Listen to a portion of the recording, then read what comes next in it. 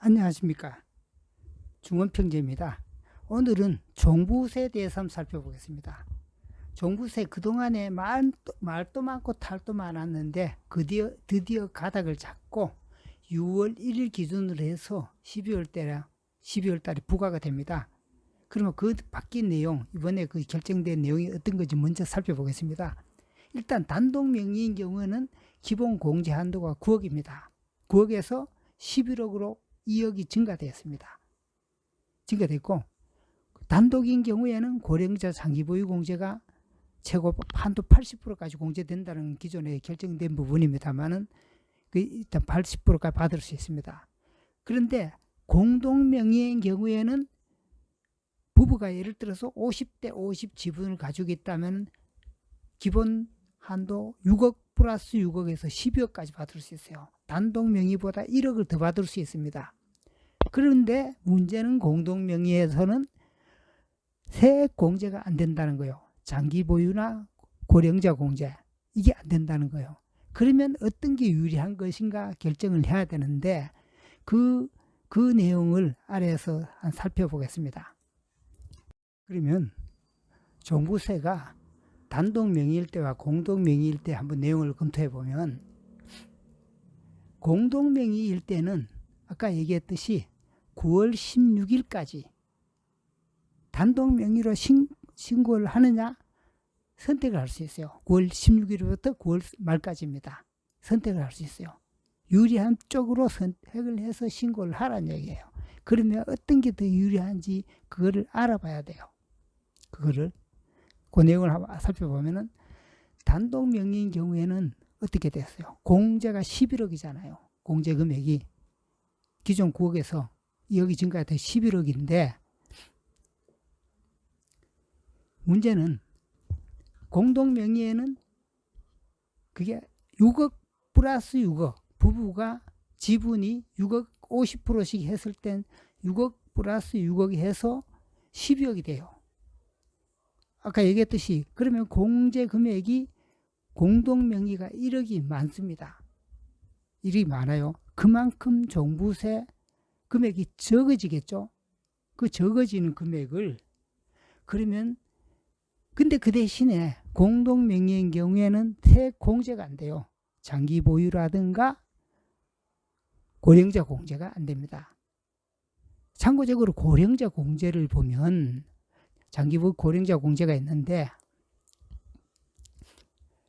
고령자 공제는 60세 이상에서 65세 미만인 경우에 65세 미만인 경우에 20%까지 공제를 받을 수 있어요. 세액 공제로 받을 수 있고, 65세 이상 70세 미만인 경우에는 30%까지 받을 수 있어요. 세액 공제를.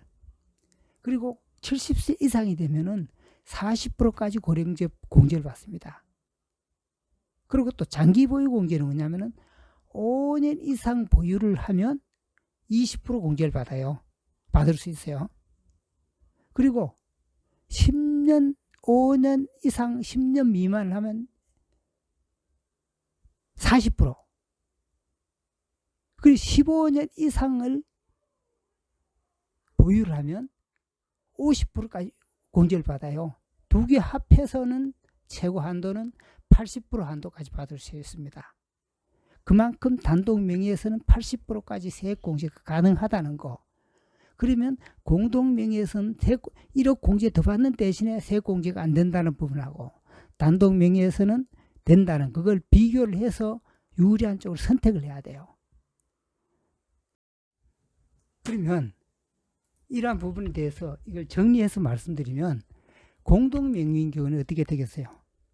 공동 명의인 경우에는 공제 금액이 12억이잖아요. 12억이고, 12억이고, 단독 명의인 경우에는 공제 금액이 11억입니다.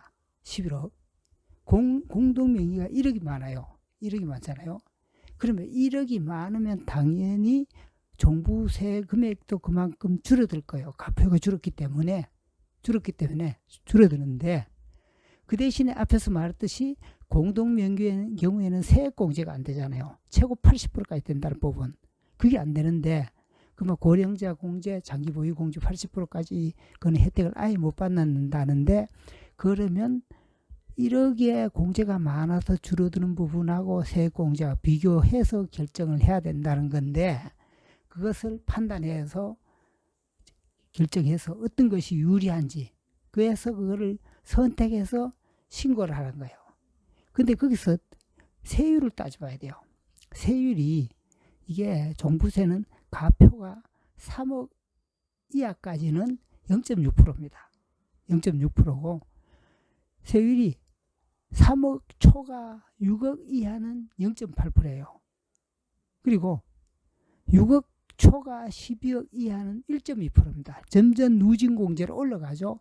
그만큼 가표가 많아지면 많아질수록 어떻게 되겠어요? 금액이 급격히 불어나는 구조이기 때문에 어떻게 되겠어요? 가급적이면 가표가 커질수록 무조건 세액 공제를 받을 수 있는 방법으로 가야 돼요. 덩어리가 커지니까 가야 돼요. 그러니까 그걸 대충 계산하면은 11억 기본에서 0.6% 기본 세율을 더하면 14억이잖아요. 그러니까 대략 한 14억에서 15억 범위 내에서는 이 선택의 고민을 해야 된다는 부분이에요. 어떤 것이 더 유리한 건지. 공동명의로 돼 있더라도 신고는 단독명의로 하는 게 유리한 건지. 특히 12억에서 13억에서 14, 15억 공시가격이 되는 경우에는 그것을 한번 고민해야 되는 그런 금액대입니다.